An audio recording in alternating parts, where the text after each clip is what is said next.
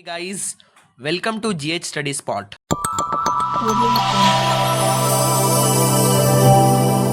Audio Jungle. As you can see that we have taken an initiative जिसके ज़रिया हम लोग हायर सेकेंडरी एग्ज़ाम 2025 में अपेयर होने वाले स्टूडेंट्स के लिए different subjects, topic, suggestion, trick, strategies and exam preparation से रिलेटेड डिफरेंट इश्यूज़ को डिस्कस कर रहे हैं। इससे पहले वाले कई सारे वीडियोस के ज़रिया हम लोगों ने डिफरेंट सब्जेक्ट्स के different topics and different chapter के suggestion, chapter wise theme, chapter in short discussion and marks pattern and the previous year question analysis of all the chapters have already been discussed. So if you want to see all those video, please go to the playlist which is given in the descriptions. आज के इस class में हम लोग economics के एक series start कर रहे हैं।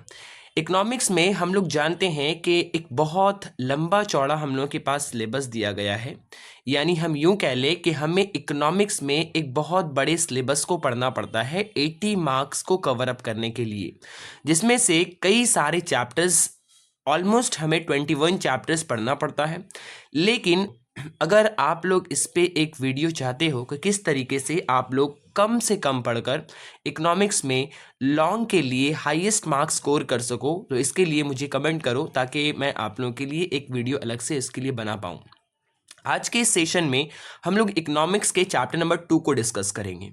जैसे कि आप लोग देख पा रहे हो, इस इकोनॉमिक्स के चैप्टर नंबर 2 जो कि डिमांड है, इस डिमांड के बारे हम लोग शॉर्ट में डिस्कस करेंगे और प्रीवियस ईयर क्वेश्चंस में कौन कौन से क्वेश्चंस अब तक एग्जाम में पूछे गए हैं उसे डिटेल में डिस्कस करते हुए 2025 आपके एग्जाम एचएस के लिए कौन से क्वेश्चंस इंपॉर्टेंट हो सकते हैं उसे हम लोग आज डिस्कस करेंगे। तो जैसा कि आप लोग देख पा रहे हो, इस चैप्टर के अंदर से एमसीक्यू क्वेश्चंस नहीं आते हैं, एसएक्यू 2 मार्क्स के एक क्वेश्चंस पूछे जाते हैं, एलएक्यू इस चैप्टर से नहीं आते हैं। ये रहा इस पूरे चैप्टर का डिटेल सिलेबस, यानी इस चैप्टर के अंदर से हम लोगों का सिर्फ 2 मार्क्स का एक क्वेश्चन पूछा जाता है। तो आप अगर सोचोगे कि अगर सिर्फ इससे 2 मार्क्स का एक ही क्वेश्चन पूछा जाता है तो क्यों ना इस चैप्टर को छोड़ दिया जाए। तो अगर इन डिटेल एनालिसिस के साथ आप इकोनॉमिक्स के पूरे चैप्टर्स को सीन करोगे, देखोगे, तो आपको ये बात समझ आएंगी कि इकोनॉमिक्स एक ऐसा सब्जेक्ट है जिसमें हर एक चैप्टर के अंदर से अगर उस चैप्टर से लॉन्ग क्वेश्चन नहीं पूछे जा रहे हैं तो किसी किसी चैप्टर से 1 मार्क्स क्वेश्चन पूछे जा रहे हैं, 1 मार्क्स के वो भी एक क्वेश्चन, किसी से 2 मार्क्स के सिर्फ एक क्वेश्चन, किसी चैप्टर के अंदर से सिर्फ एक एमसीक्यू पूछे जा रहे हैं। तो इस तरीके से आप कितने चैप्टर्स को छोड़ोगे और इस तरीके से छोड़ते छोड़ते आपका बहुत सारा मार्क्स डिडक्ट हो जाएगा। इसलिए हम लोग इस चैप्टर को छोड़ नहीं सकते और ये बहुत ही इजी, इंटरेस्टिंग एंड आसान चैप्टर है अगर इसे समझकर आप लोग चीज़ों को देखो तो। आज के इस टॉपिक के अंदर हम लोग प्रीवियस ईयर क्वेश्चंस को डिस्कस करेंगे, लेकिन अगर आप लोग इस चैप्टर के ऊपर डिटेल एनालिसिस वीडियो चाहते हो जिस वीडियो की मदद से आपको चीज़ों को रटने की ज़रूरत ना पड़े, आप एक बार उस वीडियो को देखकर चीज़ों को बनाकर आसानी के साथ लिख पाओ, तो आप लोग मुझे कमेंट करके ये बात बता सकते हो ताकि इसके ऊपर डिटेल एक वीडियो बनाया जा सके।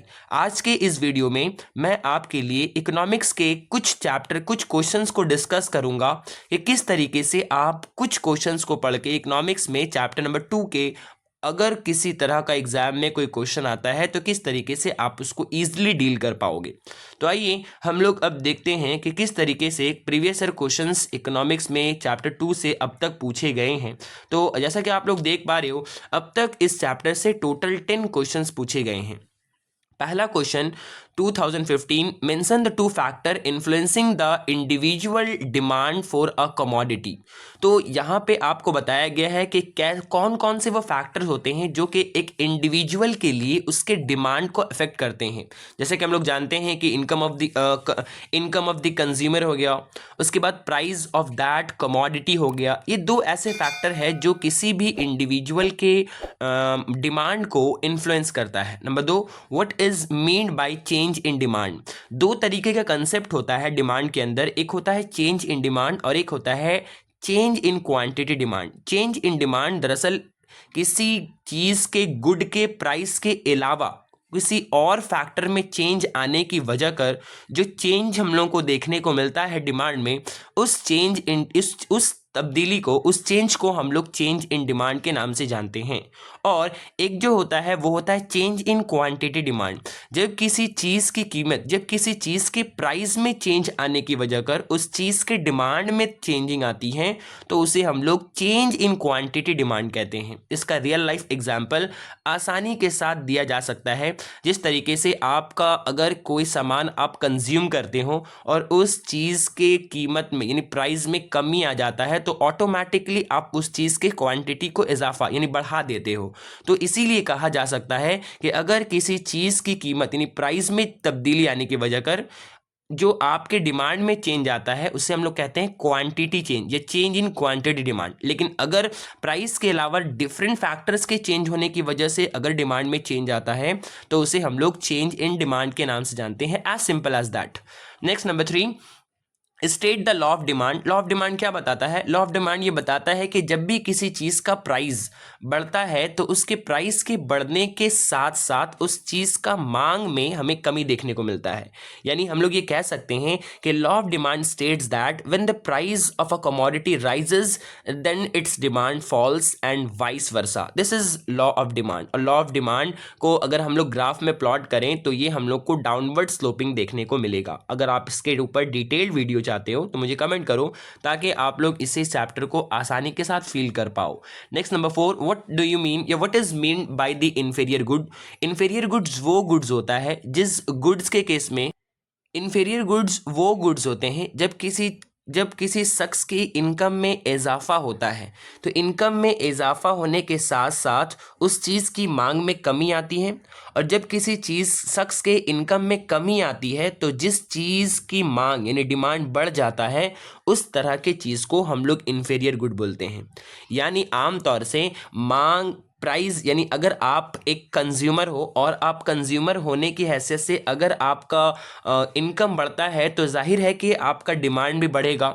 लेकिन इन्फीरियर गुड के केस में उल्टा होता है। क्या होता है कि अगर आप एक कंज्यूमर हो और अगर आप कोई एक नॉर्मल सामान को इस्तेमाल करते हो और अचानक से अगर आपका सैलरी या आपका इनकम बढ़ जाता है तो जाहिर है कि आप उस नॉर्मल चीज़ के और ऊपर जाओगे और एडवांटेज वाला चीज़ या और कोई मतलब हाई क्वालिटी वाला चीज़ इस्तेमाल करना शुरू करोगे। तो इस तरीके से आपने उसका डिमांड करना छोड़ दिया। तो ऐसे गुड्स जिन गुड्स का ताल्लुक कंज्यूमर के इनकम से होता है यानी इनकम के बढ़ने से डिमांड घट जाता है और इनकम के घटने से डिमांड बढ़ जाता है, ऐसे गुड्स को हम लोग इन्फीरियर गुड्स के नाम से जानते हैं।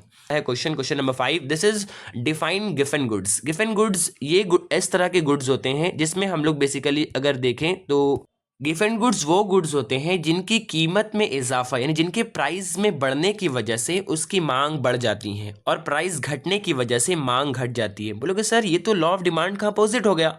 लॉ ऑफ डिमांड तो कहता है कि जब किसी चीज़ का प्राइस बढ़ेगा तो उसका डिमांड कम होगा और जब किसी चीज़ का प्राइस घटेगा तो डिमांड बढ़ेगा।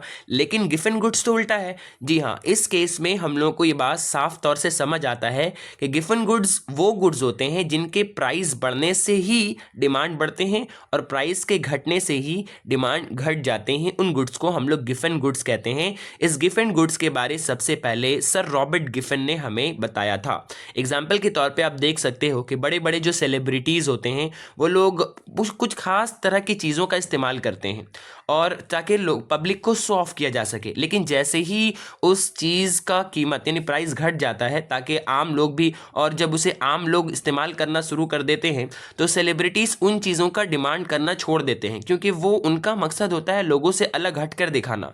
लेकिन चूंकि उस चीज़ का प्राइस घट गया है तो आम लोग भी उसे आसानी के साथ ले पा रहे हैं। लेकिन सेलिब्रिटीज़ के लिए अब वो कोई ख़ास चीज़ ना रहा, इसलिए सेलिब्रिटीज़ अपने आप को उससे अलग नहीं दिखा पाएंगे पाएंगे तो उस चीज़ का डिमांड घट जाता है। तो इसे ही इस तरह के गुड्स को हम लोग गिवन गुड्स के नाम से जानते हैं। Next number 6 is mention any to exception of law of demand. Law of demand के एक्सेप्शन से मुराद क्या है? जहां पे लॉ ऑफ डिमांड काम नहीं करता। लॉ ऑफ डिमांड क्या बोलता है कि जब प्राइस घटेगा तो डिमांड बढ़ेगा और जब प्राइस बढ़ेगा तो डिमांड घटेगा। तो इस तरह का जिस सिचुएशन में, जिस फेज में ये लॉ ऑफ डिमांड काम नहीं करता उसे हम लोग दरअसल एक्सेप्शनल कहते हैं। जैसे फॉर एग्जांपल आपने ऊपर देखा कि एक गिवन गुड हो गया, एक वेबलिन इफेक्ट भी होता है जो कि एक्सेप्शन है लॉ ऑफ डिमांड का। Next number 7, what do you mean by the demand of a good? किसी चीज़ के डिमांड से क्या मतलब है? किसी भी चीज़ की डिमांड यानी मांग से मुराद the desire to purchase that commodity which is backed by the purchasing power. उस किसी चीज़ के मांग यानी डिमांड से मुराद उस चीज़ को खरीदने की चाहत। उस चीज़ को खरीदने की चाहत होने से क्या मांग हो जाएगा सर? क्या डिमांड हो जाएगा? नहीं। इंसान को तो चाहत बड़ा कुछ खरीदने का होता है, लेकिन उसके पास क्या वो डिमांड कर सकता है मार्केट में जाकर? नहीं। अगर किसी इंसान के पास किसी चीज़ को खरीदने की चाहत है और अगर वो उस चाहत को बैक कर सकता है यानी पूरा कर सकता है, किससे? अपने परचेसिंग पावर से, अपने खरीदने की सलाहियत से, तो इस चीज़ को हम लोग कहेंगे कि इस चीज़ का डिमांड है। और इसी तरीके से हम लोग डिमांड को डिफाइन करते हैं। Next number 8 is what do you mean by the inferior goods? जैसे कि मैंने आपको बताया इंफीरियर गुड्स के बारे। Next state law of demand ऊपर डिस्कस किया। और last what is given good? ये इस तरीके से आपको सेम टाइप के क्वेश्चंस प्रीवियस ईयर एग्जाम में पूछे गए हैं। And number 11 what kind of power is required to transfer desire for a commodity into demand। जैसे कि देखो क्वेश्चन कितने स्ट्रैटेजिकली पूछा है कि किस तरह के पावर का रिक्वायरमेंट है आपके डिज़ायर को डिमांड में कन्वर्ट करने के लिए। अभी मैंने आपको बताया कि वो होता है परचेसिंग पावर। परचेसिंग पावर अगर आपके पास नहीं तो आपका वो डिज़ायर कभी भी डिमांड में कन्वर्ट नहीं हो सकता। Next number 12 mention any factor mention any two factor which is influences the individual demand for a commodity. Means factor of demand के बारे में आपको बताना है। Price of the commodity, income of the consumer, taste and preferences and etcetera. बहुत सारे हैं लेकिन आपको कोई 2 बताना है।